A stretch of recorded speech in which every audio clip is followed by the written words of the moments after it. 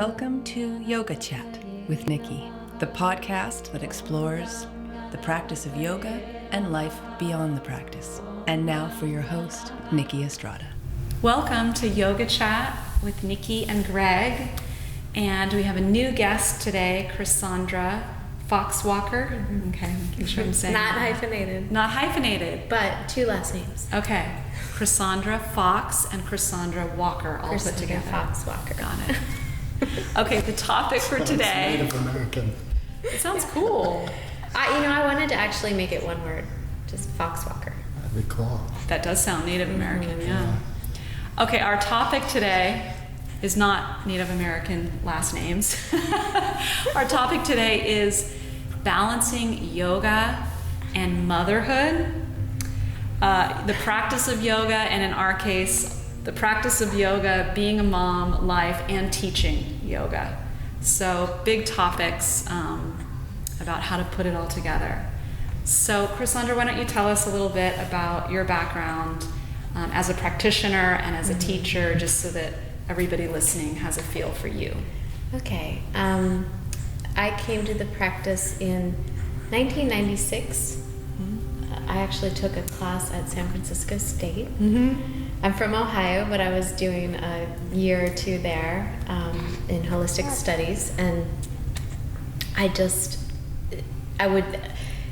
was studying holistic healing and biomedical science, and I would skip my epidemiology class to slip into the advanced yoga class. Oh, nice. Yes, very truthful, right? Yeah, absolutely. But so that was my first exposure, and then later I began to study at the Mindful Body in San Francisco, and began teaching really early. Actually, my first class, interestingly, was a prenatal class, and the teacher had injured her back, and I had been assisting her. And this was probably a year and a half into my practice. And she called and she said, "You need to go in and you need to teach the mamas." And I was like, "I can't teach the mamas. So what am I going to teach the mamas?" And she said, "Go in. You can do it. You can do it. You can do it." And that was what most people said. You have even at that point, a young practitioner, but you have a strong practice, so go and teach what you know. Well, I was studying Ashtanga at the time. That's not an appropriate practice for prenatal women, for women who are pregnant. And so I actually got together all my prenatal books, and I created a binder, and I brought that binder in, and I kind of taught, a sequence that I had put together. And I did that. I was subbing for her for about 6 weeks, so I did that for, I would say, probably half that time. And then at one point I just looked into the room and I saw who was in front of me, and it was very clear. It was actually, and it was so beautiful because in myself, as an Ashtanga practitioner, I was going through the primary series, and you always knew it was coming. But for the first time, I was actually just looking and feeling in my own body, really feeling like, what do I need to be in this posture? And also imagining that I had a baby growing inside of me. And so that was really my first experience with teaching, and I felt too that it was kind of how it was like my way into the practice. It was very much about intuition and feeling and accommodating what's arising in the moment. And that really became a theme for me as a practitioner too. It's just that idea of being present with what's present, what's coming up. And so I taught prenatal for a while. I got my own class and taught mom and baby yoga. And at that point, I was a doula as well, so I was working with pregnant women. And I was such an advocate, so passionate about supporting natural childbirth especially. And I attended 9 births, and they were all in the hospital. And there's a very strong stream of intervention in the hospital, right? And that was a little discouraging to me. And so I retired, after a year or so of being a doula, not very long at all. Okay. And wanted to launch myself back into my own practice as well. So I did that for a while, and I started practicing like a man and seeking out the teachers who were going to bring me to the most advanced poses and the most sublime states. Yeah. And so how many years did that go on where you were practicing in that way? How many years did that go on? Let's see. That was probably about, I don't know. Let's say all my 20s. Okay. And then in there, this is a very key piece. As I entered my 30s, and let's say I was probably around 32, 33, I was having really difficult periods. My menstrual periods were really painful. And I kind of, like many women, a lot of times I would just push myself through. Mm-hmm. Or if I was studying with a teacher who, I just saved all my money to go see. And no matter what was going on in your body, you were doing the practice. I was doing the practice. Yes. I was doing the handstands. I was doing Mayurasana, whatever it was. Yes. And he's actually a very well-known teacher, and he sat me down and he said, you really need to honor and respect the times that you're menstruating. And I was studying with a teacher at the time who had us sort of like, you could go, but you had to sit on the side of the room. And I secretly loved that when I was menstruating, I could actually just sit and absorb and watch the other practitioners, but not be fighting against what was happening in your body. And so for me, that was a big turning in my personal practice, and also, again, it always ripples out into your teaching practice. But I started to really take my moon times as that. And I would rest, and I would do, even the practice I would do coming back would be more appropriate, really, really restorative in a way. And so that was like, I would say for most of my 30s, I started practicing that way, where whatever I was doing throughout the month, I would still take that time to rest and restore. And listen to your body. Listen to my body. Yeah. Okay, so as we transition... So that's about 20 years of total practice. of practice. Yes. And then motherhood comes along. And then motherhood... I just want to put this in. In 2010, I started to study with my teacher, Rod Stryker, and enter the Para Yoga stream. And that really opened it up a lot more for me, just in terms of technique and energetics, and being able to really use practice to support wherever I am in my life. And that's that's really, as a teacher, that's my goal, is to be able to support people wherever they are. In their current. Yes. Right. So motherhood. So motherhood. So what sparked my interest in this discussion is that I think there still is, like you were describing the way you practiced early on, in terms of, you want the information, you want the experience. I call it hitting the override button. It's very easy to just not pay attention to what's going on with your body and just kind of push through, because there's such a cultural support for that kind of way of practicing, a very physically goal-oriented approach. I was similar in a lot of ways in my 20s. I started with Ashtanga, which actually did not feel right for my body pretty quickly, and I did veer from that, and I listened to my body, but I still... part of it's also, I think, the energy you have in your 20s. You've got that kind of extra energy, that fuel to burn. And I loved really challenging myself with the strength postures and the more advanced postures.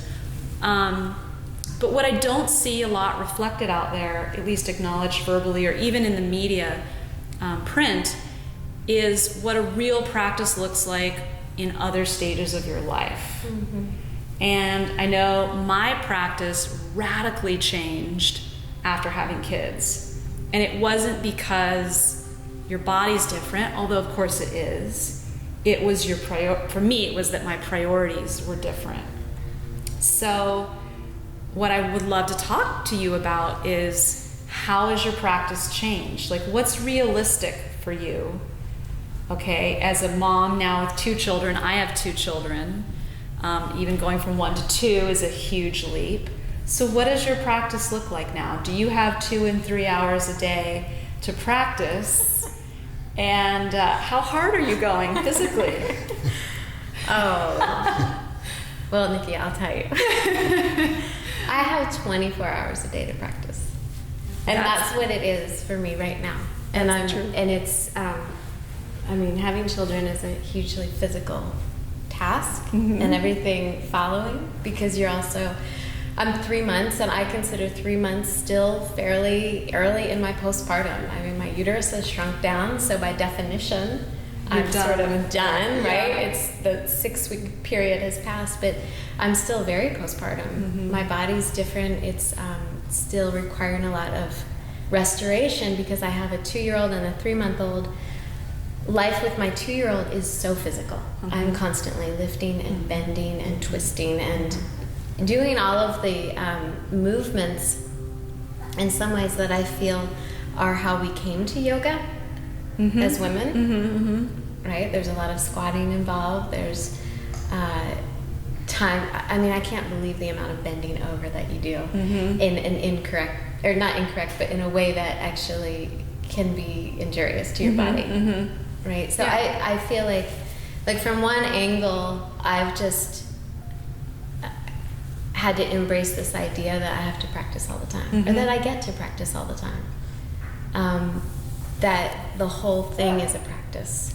So what you're saying, what I'm hearing you say, is that instead of practice being the 2 hours on your yoga mat where you get this great physically challenging and maybe accomplishment-oriented experience, hopefully with some breathing and meditation in there, instead of that, you're actually attempting to practice those deeper layers of yoga all day long. Absolutely. I mean, I think in motherhood or in parenthood, that is the time to embrace the deeper aspects of yoga. And I don't mean just, not just, but you know, there's the yoga of the mind, right? The whole Yoga Sutras. We could just practice that for a long time. But I actually mean a little bit more of a tantric aspect. One is in the moment, embracing the quality of Shri, the quality of beauty, that whatever's happening is, you know. You're in there with it. I'm with it. The other thing that I feel pretty like enthusiastic about is the secret practices that we get to do.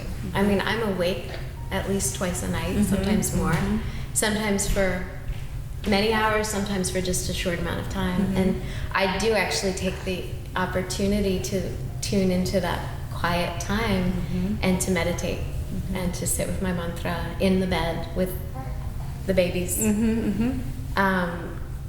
I would love to be getting up earlier, like even earlier than I already do, to actually sit. And those moments happen, and they happen not all the time. So I don't kick myself about not having a formal sitting practice, but when I do, it's like when you get to see a sunset and I let it touch my life. And do you ever feel frustrated or like it's a bit of a challenge, like your body needs, or even your spirit or your energy, you want so much to have that guaranteed 1 hour where nobody's tugging at you or talking to you or needing something from you? Absolutely. I guess that's the real of it, right? Yeah, I mean, what I'm saying is the real of it, because that's how I've had to. You're inserting it in a way. Well, no, it's a surrender practice. Okay. For me, I mean, I'm saying, like, what I'm saying is very real to my experience, because I can't tell you how, I can tell you because you already know how frustrating it is to have other beings climbing on you and hitting you sometimes and just wanting so much attention, even when you look them squarely in the eye. Yeah. They don't want that. They want to climb on you. Yeah. And or it's not enough, or they want more. They want more. And to not have a moment to yourself. Yeah. I mean, my husband works a lot to support our whole thing. And so it, to me, it's been a surrender practice. It's that, or it's lose your shit. Yeah. And I've done that too, and I just don't love how that feels. Yeah. So we were sort of having this chat a little bit unintentionally yesterday, but one of the things I don't think people talk about enough, even amongst yoga friends, is just how hard it is. Yeah. Just how challenging it is. It's one thing, or at least in my opinion, it was one thing to be challenged by a difficult pose on your mat in your 20s or your 30s, but there is nothing like the challenge your kids can provide. Not only do they push you to your edges and your limits, but just when you think that's it, I really don't have anything else to give, too bad, because someone's sick and it's going to be another sleepless night and the show still has to go on. Yeah.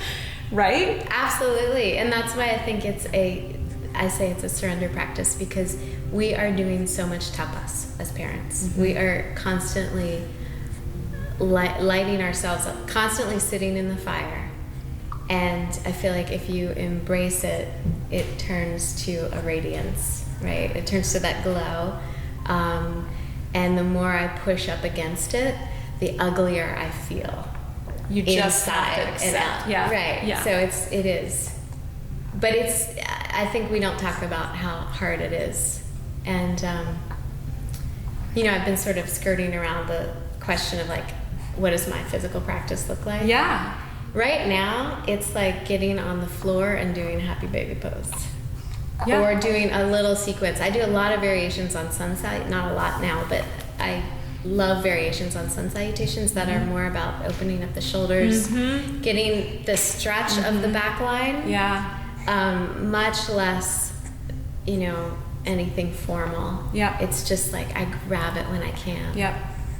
And that's where we are right now. Yeah, I mean, and it changes, I think, as you go through the different stages, but I remember, initially when I had Kira, with just one child, there was guaranteed nap times to some degree.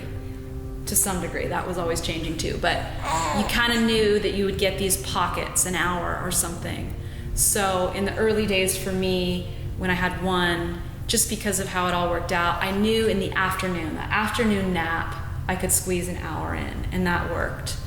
And then there came a point where the naps went away, and I had to face, okay, if I want the consistent quiet time, which I desperately felt I needed, the only way I was going to get that, which was so not my nature, was to get my butt up at 5:30 and get on that mat before she woke up at 7.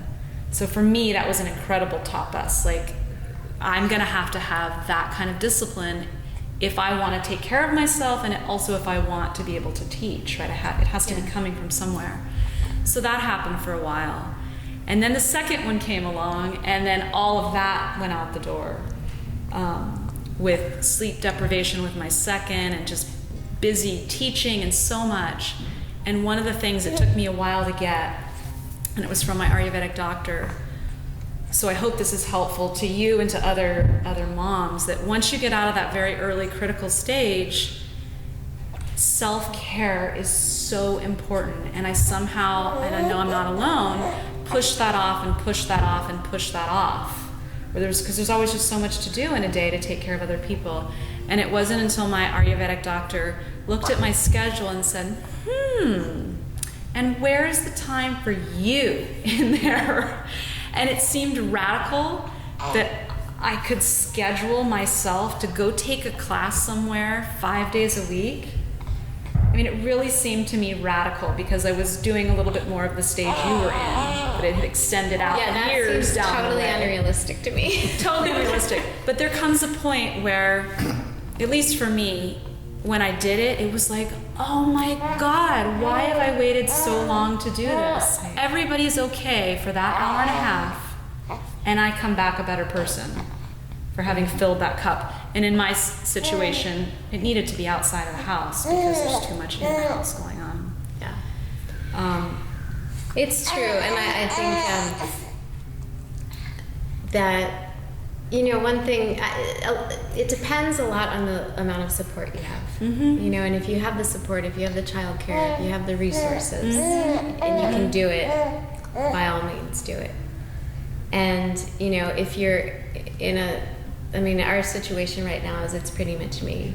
Well, and day. you're very much in the early days. Yeah, we're in the early days. And, we're in the tender moments. I don't really want to be that public. I'm in this, I like to be in the cocoon with the little one. So that's why I've found like a lot of mommy brain is real. I've actually found a lot of contentment in finding practice in however I can in all the moments. And I wanted to say, one thing I do really regularly, which hopefully this helps someone because it's been amazing for me, is I chant all the time. I chant in the car, I chant when I'm nursing, I chant when I'm cooking. And kids love it. They love it. They love it. They love it, and it's a practice for me. It transports it opens my consciousness. It brings me into a space where I feel like I've done yoga. Mm-hmm. And then the people around you are absorbing that same energy. Yeah. Imprinting in a beneficial way. Yeah, it reduces a vibration. Mm-hmm. And you can feel the difference. And that's why I said I feel like, especially in early motherhood or early parenthood, it's the other aspects of yoga that you really get the opportunity to embrace. One thing that we try to do at home is I've really loved working with the gunas. Mm-hmm. Sattva, Rajas, Tamas. Mm-hmm. I mean, when your kids are little, we were just saying, we live in such a rajasic culture. Mm-hmm. And when they're so young, just creating as much sattva as possible, as much clarity and purity and sweetness in the home as possible. And that makes a huge difference. Reducing the stress and the running around, and it's better for them and for you to have that grounding, slow, easy, balanced time. Yeah. Yeah. So on a physical level then, the practice really has to adjust, don't you think? Absolutely. Even if you think about the practice that you do when you're pregnant and the efforts of the body that get the baby out are so different from what you need afterwards to repair your tissues, to knit everything back together, to reconstruct yourself. So even that on a physical level, right, it's different. It's got to be different. And that's been a big theme in my life. I mean, with honoring my moon cycles was the start, and I really feel like for women that's the way if you want to thrive. Dare I say that word in pregnancy and in motherhood. Get used to the idea that it's got to change because you're going to change. And to let yourself be sensitive enough to feel those changes and not expect it to be some other way. Right? You're not the same person that you were prior.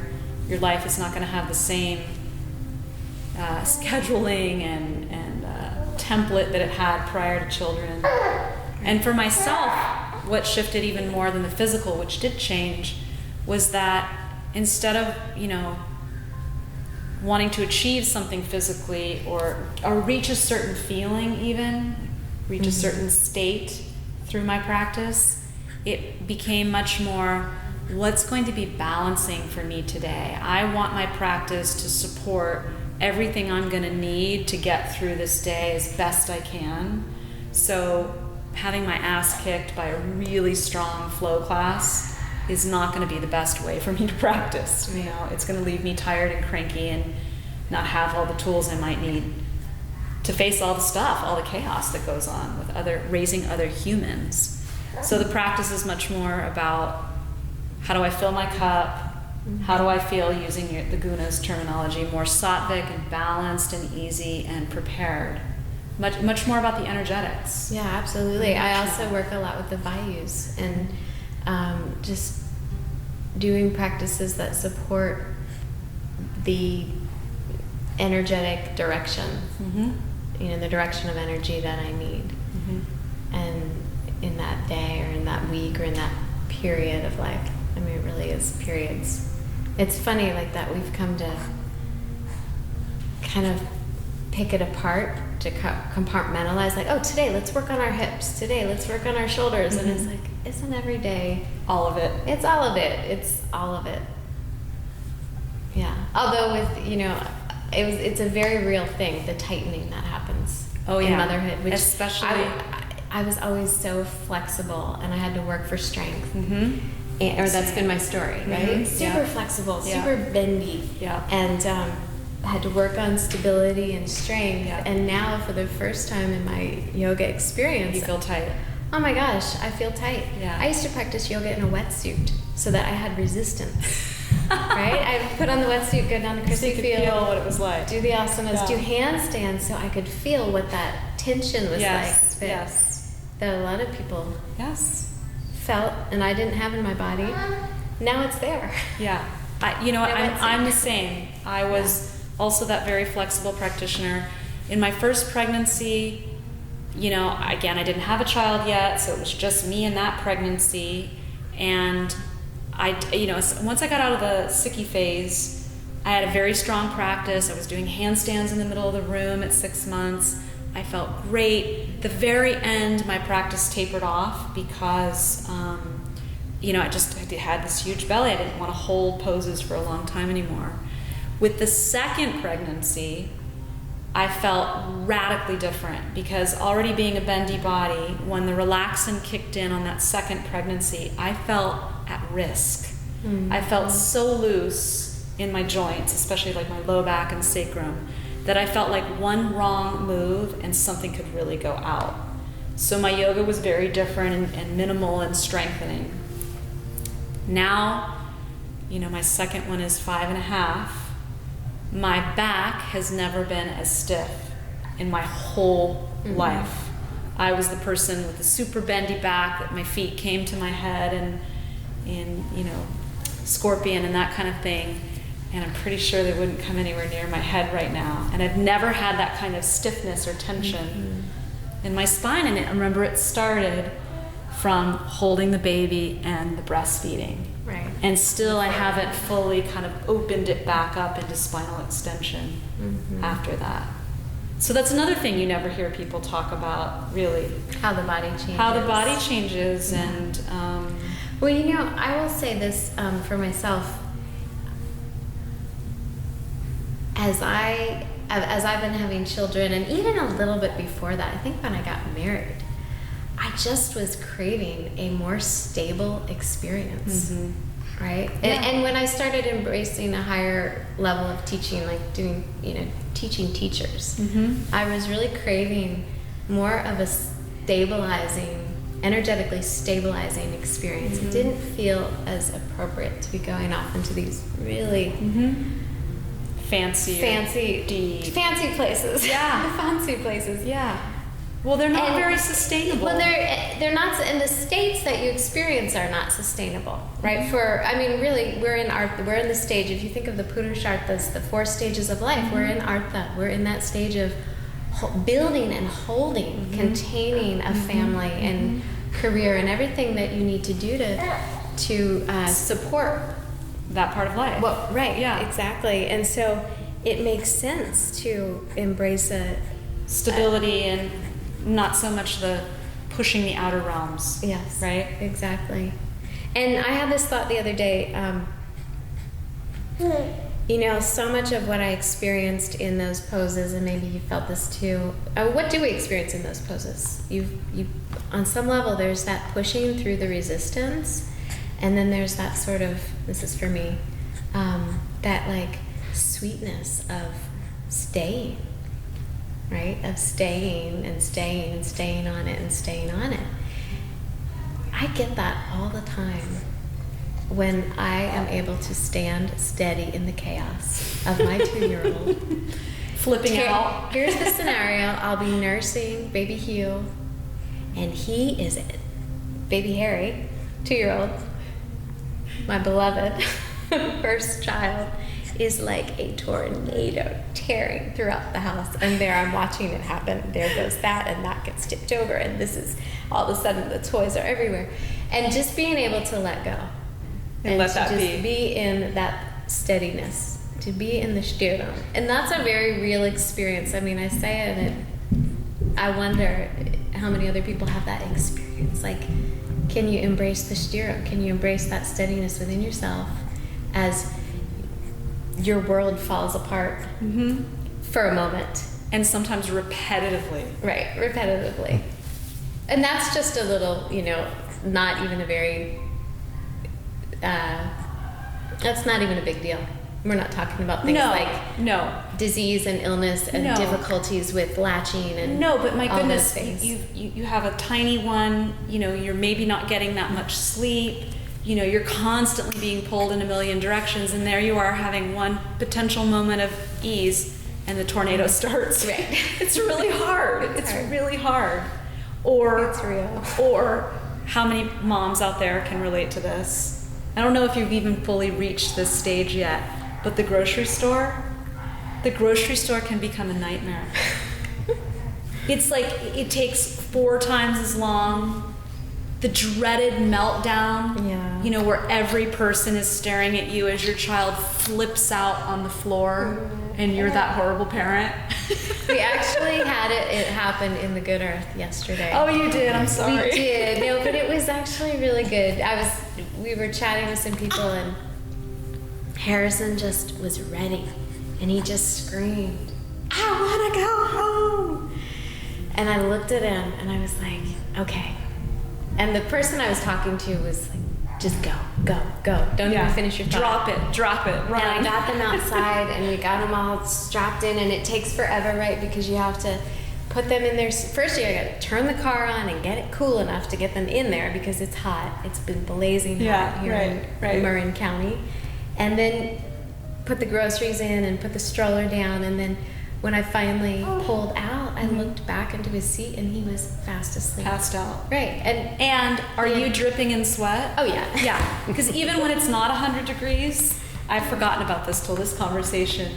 You're multitasking and dealing and hustling, and it's building, and suddenly you get into the car or whatever, and you realize, I'm sweating. Right. Because your cortisol's just peaked and dropped, and so now and the intensity. And you are just sweating, and it's there's really your practice. Right, I know. I think about that too with carrying everything, the strengthening that it takes, and also that's another thing where I really feel like the deepest practices of yoga are the secret ones. They're not the ones where we're in the big fancy class with the music and we're sweating like crazy and doing all the crazy asanas. And we look so cool and together. Right, and we're wearing our athletic wear. Yeah. Or our active wear, that's the word. It's when you can hoist that stroller up and not throw your back out. You can stand in your center. You cannot wring the neck of that little sweet thing that's like had the 5th tantrum in a row, and you're out of milk, and you just need to get through the grocery store. Yeah, that's the yoga. That's the yoga. Yeah, I mean, I've had those mornings where it's so hard to get out the door, and I've got to teach, and there's the whole drop-off thing, right? And it's been pretty damn challenging. And I finally get to class, and I've had a moment, and here's the good side of the yoga and the teaching is like, okay, all that's behind me. I am here. I'm dropping in 150% to this moment, to what I'm doing right now, to this class. And I've gotten very good at that. I can very quickly make that shift. But I've had people say to me, gosh, you're always so calm and composed, and how do you do that and grounded? And I'm just thinking, yeah, but you didn't see me 30 minutes ago. When all hell was breaking loose in the car, and one kid's throwing up, and but those tools, I can make the transition.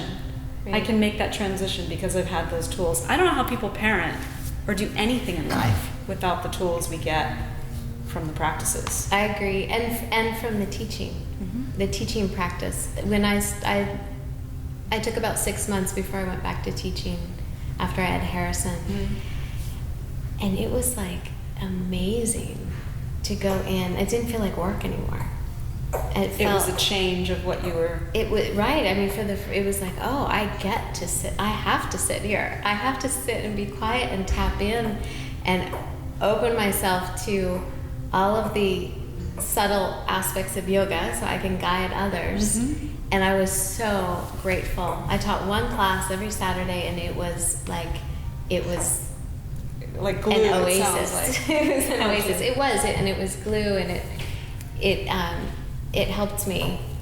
And so I would do my best. Actually, that's an example of chanting. We had just moved to Novato from San Francisco. I was still teaching in San Francisco, and it was about an hour journey, sometimes a little bit more, with dropping Harrison off at his grandparents' house. And I would chant the whole way. And by the time I got there, I was in a really peaceful, easeful state. Yeah, and I could show up and do my work. But you know, when you don't have that opportunity to transition, it can be miserable, right? And you feel like, what do I have to give? And okay. And I would say that's where I am right now, a little bit. Is, you know, I'm in the craziness of it, the thick of it, thick of it. Well, are you teaching now? No, not at the moment. And did you teach right when you? I taught I'm on my maternal leave. I taught 3 months after. 3 months. That's about where I am. And it, you know, it was like you said, hard, but also like really great to go back to that other state.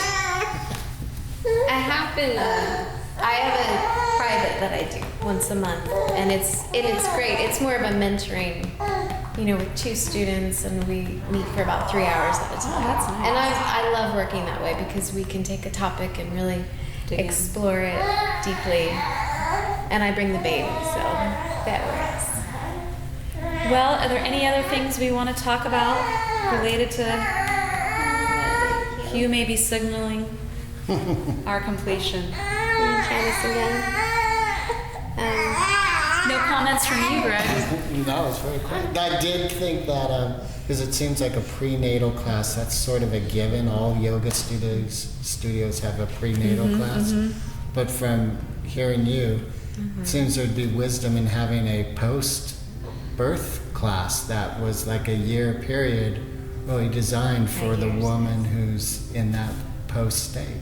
Yeah. And there are mom and baby classes. There's I'm gonna throw a couple names out. My good friend Kimberly Johnson is she's a rolfer, but she's done a lot of work with women in postpartum recovery, and she's actually in Southern California. But we've taught a couple of postpartum trainings, and so there's that. And I'm so happy to see that because the postpartum period is, I feel, the one that is so overlooked. Pregnancy is glorified. We've really learned how to pamper the mama, thank goodness, right? Yeah, but it's the after. But it's when the it gets after really when hard. It's like everyone drops off at that point, and you're alone with baby, or maybe with 2 or 3. Hormones changing. Hormones are fluctuating. Lack of sleep. Who knows how your pelvic floor is doing? I mean, the biological experience of being a new mother is unbelievable to me. I had no idea. And I just feel like we need a lot more awareness around it, and we need a lot more like movement towards supporting women in this space. And like this conversation, just talking about the real challenges of it, because like you and I were saying, I don't know that gets talked about very much. It really is challenging. And it's okay to need help and to seek support, and you should. And you should. And don't ever feel guilty about taking care of yourself. Never. I think that's a big one. Yeah, that's the other thing that came to mind is when you were talking about giving to yourself. There's sort of a stereotypical mother, I think, that's characterized like, I did everything for you, and you don't love me type of thing. And I don't think a person should ever really get to that place. It's like that individual worked themselves to that place because they never gave that to themselves. So it's really carving out the time. There was a period for me where I did too much of that.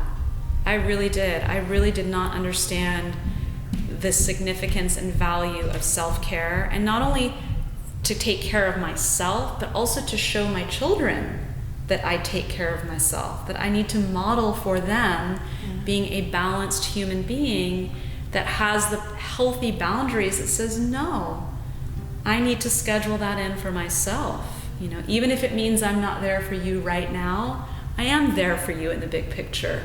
And the way that I can do that is by attending to my own needs. So that, for me personally, I know I'm not alone in that. I think that's probably a pretty common thing, is just especially because in the early days, you are hardwired to need to be there all the time. I mean, just with the breastfeeding alone. So that it's easy to just kind of keep that going, you know, where you really feel like you have to be there all the time. But the truth is it's slowly a separation process. And as soon as you can start to get those little pockets of space, God, take them and fill your cup, because it just makes you a better person overall. Yeah. That's my 2 cents on the topic. And I think it's a tender thing. I mean, I remember with Harrison, I just didn't want to be away from him. Me too. Yeah. First baby, I'd waited so long, wanted him so badly, and you adore these little people. Right. Yeah. Yeah. I want to share this too, because I have a good friend too, Katie Silcox, who called and left the most beautiful message on my phone the other day, knowing I had sort of, you know, sometimes when you're deep in the struggle of it, I'll just dial a good friend's number and I'll just be like, I just need you to know where I am right now. This is crazy. I'm pulling my hair out immediately. And she left this great message. She had been listening to a recording of Rod's, and he said this, and it was so timely because we were doing this interview, and because I needed it so badly. But he said, you know, for mothers in the first 5 years of motherhood, when your children are, you know, they're with you. So little. They're so little. They're so little. Even if you're not with them every day, they're still so little, and the mother-baby bond is so strong. So strong. He said, don't worry too much about your formal practice or your physical practice. The Divine Mother is smiling upon you for your sacrifice. Isn't that amazing? That's so sweet. I know. That just like, see, you have to get it however you can. Yeah. You can just like, just pull it in. Yeah. And just, it's okay. So all the yogis out there that are in the early stages or later, and just it's so hard to get the practice time in, let it come in the way that it does, and don't expect that you're going to have this 2-hour kick-ass practice on your mat every day. It's not realistic. Right. There'll be time later, and gosh, just take it in any way you can and soak up the. Maybe your practice is 10 minutes to yourself sitting outside in the sun, breathing, you know, or a friend comes and offers a hand and you go lie down. I mean, you know, it doesn't have to be. Yoga isn't confined to the poses on the mat. Way bigger and deeper than that. Way bigger. Way deeper. And I think when I don't know, for me, getting the opportunity to embrace, not just getting it, but having to embrace that as my practice, because my time on the mat is so limited. It's what an incredible experience. And isn't that, on some level, I think too that why are we doing all this physical practice? Why? What's the point? I mean, how many chaturangas do you really want to do in your life? Right? It's not like on the gravestone. Am I a better person? Did 1 million chaturangas for that? Whoa, yeah. Woo-hoo. Yeah. It's so you can touch the deeper taste, right? Whatever it is. I mean, whatever yoga is for you, and it's so personal. But I've really had that come in. That, you know, the physical needs to serve the goals, which, you know, are to transform the consciousness. Yeah. And I feel like when you gaze into the eyes of your baby, it's instant. As moms, we get it instantly, right? And dads too, don't you? If you're willing to just look and receive, if you're willing to be in that surrender place, I call it the lunar space. If you can be in the lunar space, then it's all. Then there's the yoga for you. There's the yoga. All right, well, I think we'll wrap up our chat on how to balance, if there is such a thing for a fleeting moment, yoga and motherhood and practice and teaching and life, and God, be easy on yourself and let your yoga be more than just, you know, time on the mat, and take it in all the ways that you can. And go on yoga retreat. And I want to mention You can go on yoga retreat with Chrisandra. I am teaching, so my debut back into teaching. Yes, tell us. And I love teaching. I've always loved teaching retreats, but I've been going to Maya Kamis Ranch for the last 3 years. 3 years. Something 3 like years. that. This will be the 3rd year. When is it? It's over New Year's. It's December 31st through January 3rd. Okay. And we actually we'll be working with Sankalpa, so we do a lot of the 4 desires work. That's a book that our teacher wrote, and working with the soul's desires. So that ties in nicely with the new year and the idea of resolutions, but really deep life affirming intention. And so we work with that. I do a lot of work with the vayus and the gunas, so you get a little glimpse into the sort of subtler aspects of the practice. And this year, for the first time, we're making it family friendly, which I'm really excited about and a little terrified about. And I'm hoping that all of my families will come. I'm hoping, all the yogis who've had babies and kids in the last couple years, I've had a lot of students say, can you do a retreat family where we friendly, can bring the kids? Yeah. So we're doing it. So it's So how do people find out and register for it? They can register through Yoga Tree via Yoga Works website, or Yoga Tree website. Okay. Boy, I should have a URL handy, and I don't. Well, they can find you on Facebook, right? Yeah, you can definitely find me on Facebook. Chrisandra Fox Walker. And on the Yoga Tree website. The Yoga Tree website. And if you Google that, and you can also look at the Maya Kamis website. Maya Kamis Ranch in Calistoga. In Calistoga. It's California. beautiful, up in the hills. Oh, just a gorgeous place. It'll be lovely. Is your whole family going? Yes. My whole family always goes, and so last year we had another couple come with their toddler who was about Harrison's age, and it was just so neat. It's neat to have kids around because they are such light beings, right? And we're all trying to become lighter. And they're welcome on the retreat. They're welcome. And the yoga classes will be sort of a child-free area. We're going to try to maintain a retreat atmosphere while we're in the classes and anytime we're doing the meditation. So for those of you who don't have kids, it's friendly to non-families. You can be in the class, but the kids aren't in the class, and know that you'll have time for deep practice, and also know that a lot of what I am doing right now is how can we practice more efficiently? How can we get there more efficiently, different ways? We use all the tools, right? That's Tantra. So I'm excited about that. Awesome. Yeah. Well, thanks, you guys. Thank you so much, Thank you. Nikki. Namaste. Namaste.